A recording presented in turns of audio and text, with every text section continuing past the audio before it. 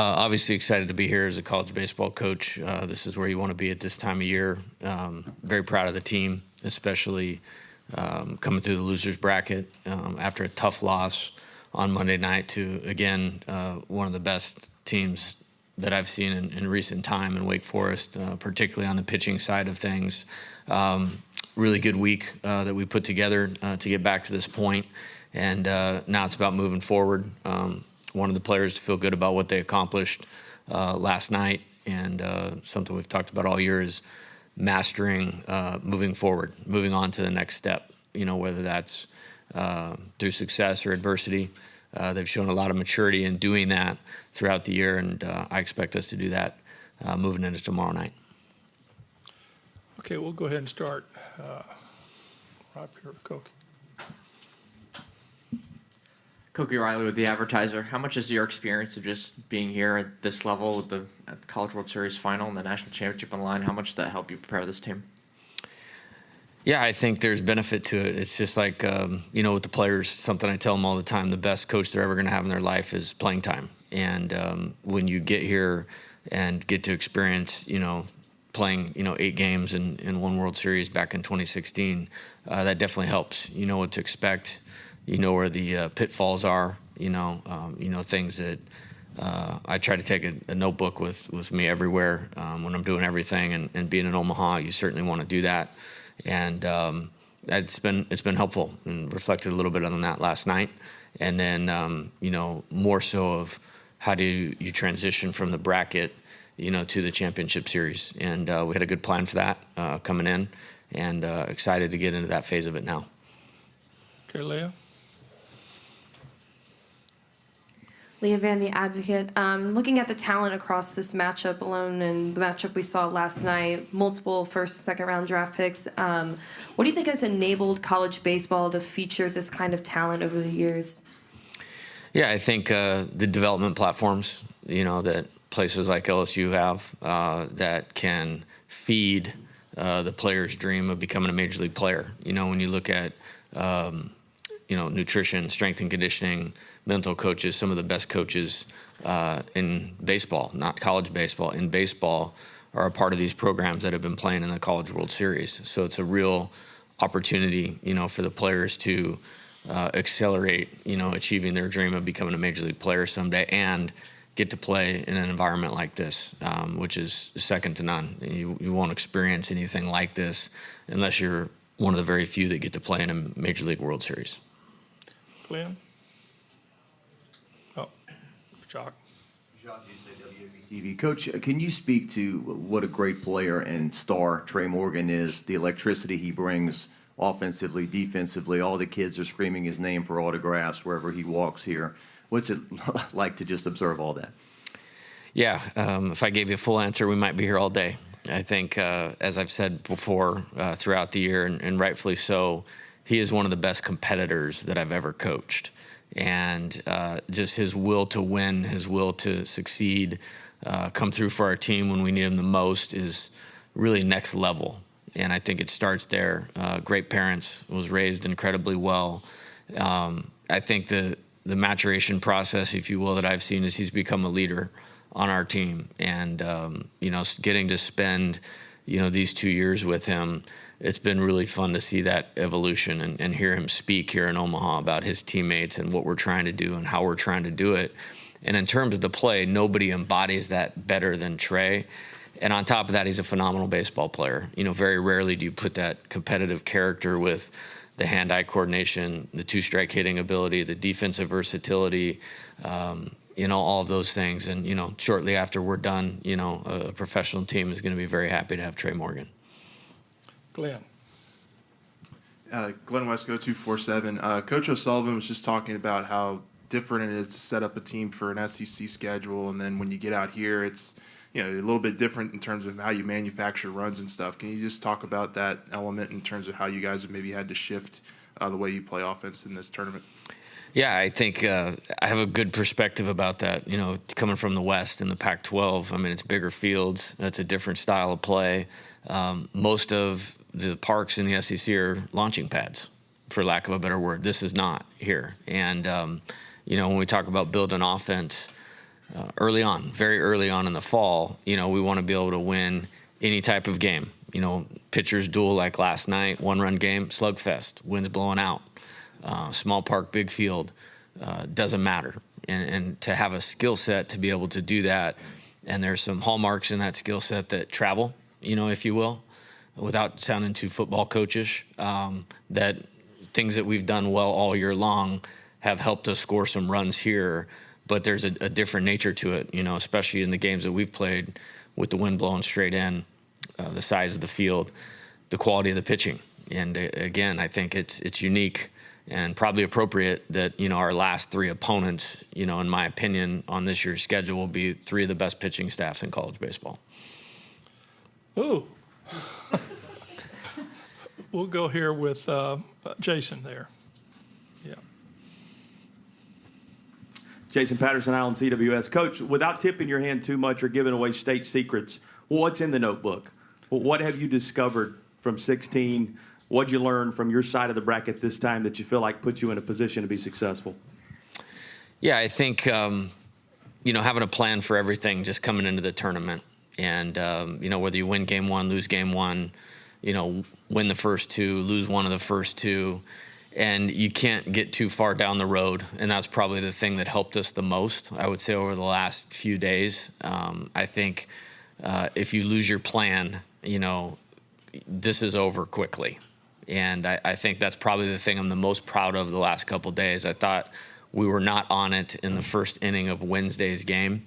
And, we brought it up to the team. Like, we had this conversation a month ago, we have to stay right here, right now, and in character. And, when you have old players that have had success, that have a good blueprint in their eyes of how to be successful and have had success with it, you can kind of get them back on track. And then they're good enough to go execute it. That's the most important part of it.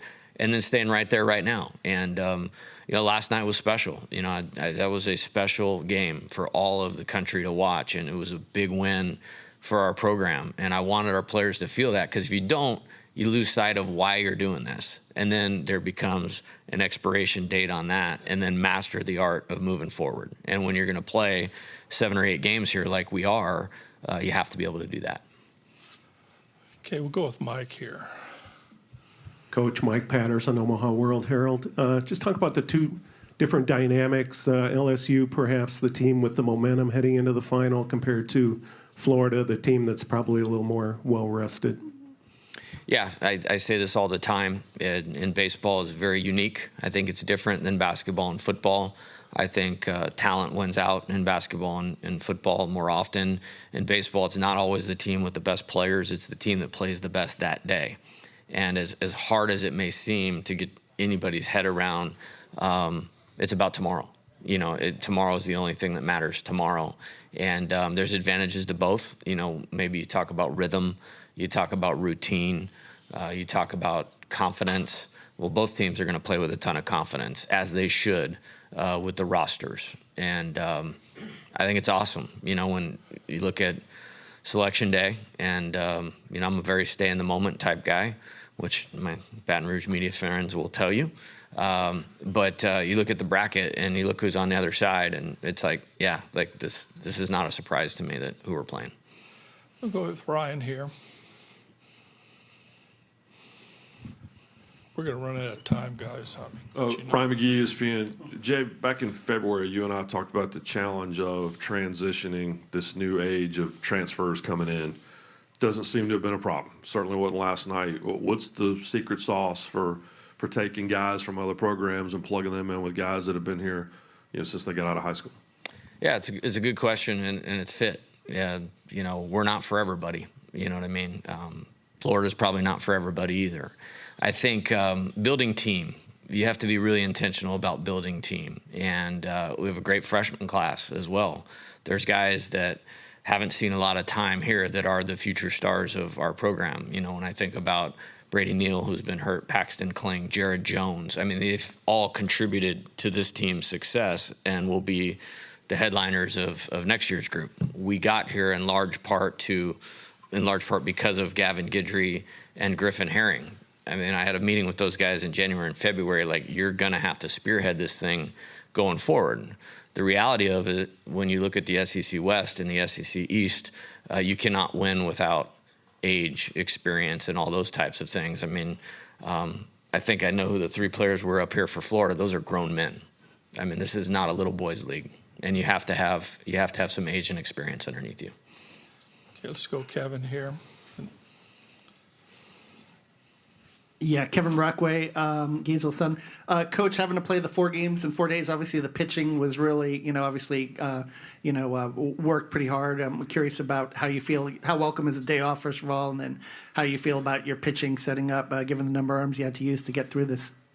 Yeah, I'm way okay with having a day off today. Yeah, that's going to work out well for us. I have faith in a lot of guys, and we have 12 on the roster, on the active roster for this thing, and they've all pitched in games that we've won this year and games that we've had success. And I think there's a pathway for them, if they execute, to be successful. And it really doesn't matter what I think or feel about it. We are where we are. We earned our way here the way that we did, and so now we have to go with how we're set up. Okay, we'll go with, this is going to be our last question for Jay. Can I have 2 questions? Well, you got the mic. Jay, first question is Hayden Travinski available to play for the rest of this series? And the second question is just a scouting report on Wyatt Langford. Yeah, in terms of Hayden, he was nursing a small injury, and it became a little bit bigger injury, earlier in the tournament. Massive gratitude for him giving it a go on Monday.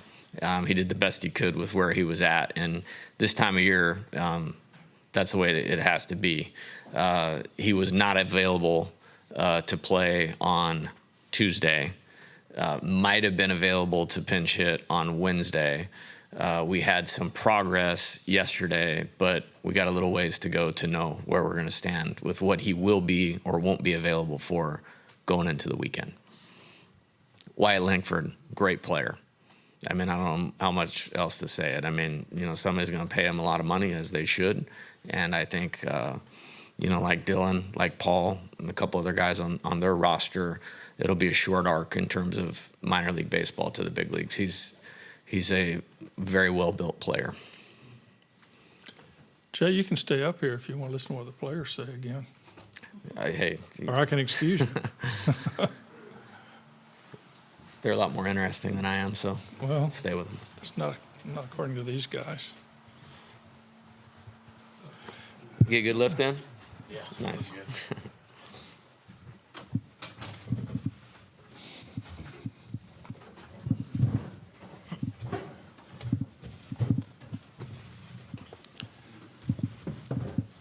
Okay, let's open it up for players, and I see Michael's hands first. This is for all 3 of you, if you don't mind. We can start with Cade. Obviously, Coach has you guys here for a reason, but he's talked about the team, that you guys have assembled, and putting mental at the front of all that stuff. But I think each of you represent different parts of this team, whether it be veteran, talent, whatever, kind of thing. Just from a player's perspective, what does it mean to have all those components gelling the way it has? Okay. Yeah, I mean, I think it's necessary. I don't think you'll find another team in the country that has more fun playing with each other than we do. It's our favorite thing to do is just play baseball and, joke around, have fun with each other. But, yeah, like you said, there is different, components of leadership on this team, whether it be, like a glue guy, talent, et cetera, lead by example. And I think that's what makes us so special. It's not like it's one person leading the way. It's like a group, like a collective of us. Dylan? Yeah, I think it's very important for to have a good team. Really, just have the glue guys like this guy right here, and a leader like him who has one of the best mental approaches I've ever seen. So I think it's very important. It just gets the younger guys on board too, and just carries the the tradition and the approach on every single year. So I think it's good. Trey?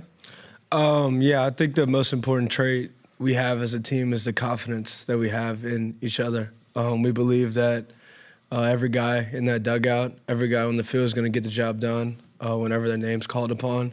And it's just a great feeling when you're in the game and you know that you have all those dudes in the dugout behind your back, Okay, next question. Okay. Who got in the back here? Howard, okay. Warden, KOBM Omaha, congratulations to LSU. I asked this question to the student athletes from Florida, so I'll ask it for Trey, Dylan, and Cade. As a fan of baseball, what do you admire and like about Florida? Trey, you start. Dylan, start. I don't really have. I mean, I have a lot of respect for them. I'm from Florida, so it's like I know. I mean, a bunch of those guys on the team and play with them, and I have a lot of respect for them. You know, they got great starting pitchers, a great bullpen, great lineup, no holes in their lineup. So we got to be ready. You know, we got to be ready to go. It's not going to be a cakewalk. We got to be mentally prepared and ready to go. Cade? Yeah, I would say one thing I admire about them is the confidence they play with. It's kind of similar to us, and they're a gritty bunch, and they all play with a chip on their shoulder. So that's one thing that I really respect from their team. Okay, right here. Michael Farrar with Berg Sports Network. Trey, kind of a two-part question for you. Could you talk about the fan base behind you guys from last night, and what's it like to have another SEC team face you in the championship? Yeah, I mean, we have the best fans in the country, and that showed last night. It was awesome celebrating with our guys on the field, and then we turn and we look at the fans, and they're all on the rail, standing up, cheering, chanting LSU. I mean, if that didn't give you goosebumps, then I don't know what else would. But, that feeling was amazing. And what was the second question? I'm sorry. What's it like to see another SEC opponent in the championship? Oh, yeah. I mean, that just shows that's why we're here. That's why we came to play for the SEC. We believe it's the best conference in baseball. And, I mean, the history shows what that trophy, where that trophy's gone multiple times. So, yeah. We'll go with Koki here. Dylan, is it easier for you guys to prepare for a matchup like this when you're facing a team that's pretty similar to you guys, with the big names, big guys in the order, et cetera, et cetera? Yeah, I wouldn't say it's easier, honestly. We have the same approach every team. Everybody's nameless and faceless to us. We don't change based on the opponent. We just stick to our plans and our approaches, and if we do what we're supposed to do and trust in our preparation every single day, good things will happen. Glenn? Glenn West, Go 247. This could be for Dylan and Cade. I mean, do you guys think that the last 3 nights, just being able to play in those high-intensity, high-emotional situations, you think that's an advantage for you guys going into this series in terms of just riding that momentum into these next couple days? Yeah, I think we do well with games being played back to back to back. It keeps the momentum going for sure.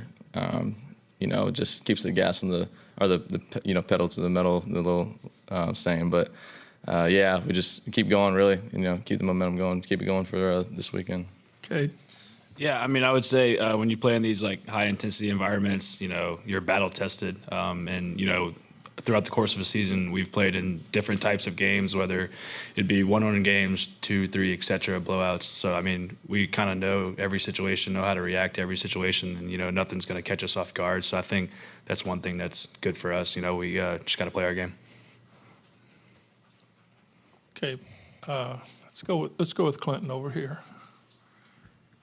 Clinton Yates, ESPN. Trey, how much, excuse me, there's the crowd in the stands, but how much did you hear from folks back home after last night in terms of the reaction you got from people you've known, your whole life after not just the play, but the quality of that win? Yeah, I mean, it was awesome. As soon as I checked my phone, seeing all the text messages, all the mentions on Twitter, Instagram, just people really that I haven't talked to in a while, just saying how proud they are of me and this team and the history that we have the chance to make. It was awesome. Okay, go Wilson back here. Wilson Hazard from The Advocate for Cade. How does being here for 5 years and all the things that you've gone through shape the way you've thought about the week that you've been here and trying to maybe pick up the name card and all those sorts of things? How has that maybe shaped the way you've gone about being here? I mean, it just goes to show you that no matter what's going on, just keep putting your head down and keep working, and good things will eventually come your way. Had some tough breaks through prior pro seasons, but wouldn't change anything for the world. I think, we were all in Knoxville, Tennessee, at that super regional and, Florida State, et cetera. But yeah, it made us tougher as a team. It made us better for it. It might have sucked in the moment, but it paid off. And, we're here and playing for a national championship. So, wouldn't change it any other way, do it 10 times over. Okay, Lee, you had your hand up. Dylan, I know you had some experience playing with Wyatt Langford last summer. Just wondering if you could speak to his style of play and what it was like playing with him. Yeah, he's a great kid, great player too. I have all the respect for him. Very special talent. I think he's gonna be a big leader for a very long time. Some of the best raw bat-to-ball skills and power I've ever seen. It can really track the ball down in the outfield. So, I really like his game, and gonna, hopefully, just play alongside of him one day. So it'll be good. Okay, Michael. I'd like all three players to answer this if you could. Coach talked about transitioning from the bracket style of play to the championship series. I'm wondering what goes into that. And then he's also shared a couple of stories like the whiteboard, planning out the pitching. It seems the simpler the message, the more effective it is. Is that accurate? Okay. Yeah, I mean, I would agree with your last statement for sure. When he was listing out the pitching, and you're seeing all these names on the board, and you're seeing Skeens' name on Thursday. The plan seems pretty simple. Get the ball to Paul. That was our goal, to get Paul to Thursday, and have Thatch come in behind him. But yeah, the simpler the message usually is, the better. At this point in the year, you don't need to overcomplicate things. We are who we are, and we have a great group, and we're very competitive, and we love playing baseball. So I mean, yeah, no need to overcomplicate things. Keep it simple. Dylan. Yeah, it's funny. Just when we write it all down on the board, it seems so simple. Yeah, it's. I mean, that's something that I've learned a lot this year, is learning how to keep things simple and just take it one pitch at a time. So. Yeah, that's just kind of our mindset going in, this past couple of games. Just win that first one and give the ball over to Paul, and that's what we did. And that was his game, and Tommy was able to hit the homer for us. It was awesome. Trey. I'd say going into the championship series, our mindset doesn't change. It's always been like we're playing a one-game playoff. We're going to win one pitch at a time. And, yeah, we know what's on the line. Like I said in an earlier interview, when our backs are against the wall, we know it's on the line. But the play never changes. It's about who shows up that day. Okay, back here.